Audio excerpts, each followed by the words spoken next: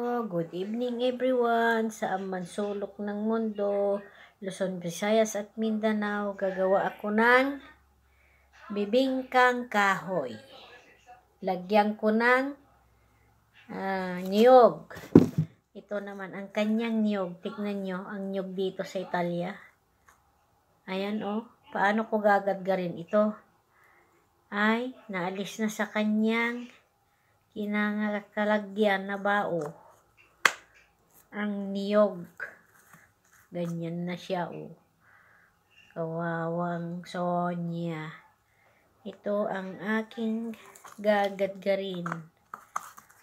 Ayan. Sa hirap naman ng aking trabaho. Ito ang niyog. Tignan nyo. Ang kapal ng kanyang meat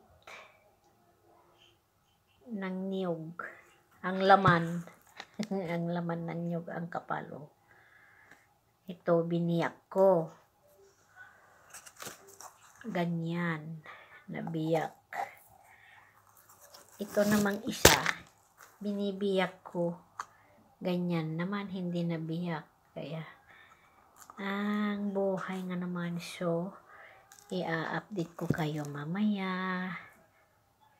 Mga karoba, mga kapitbahay.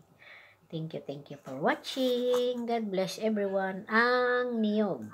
Bow.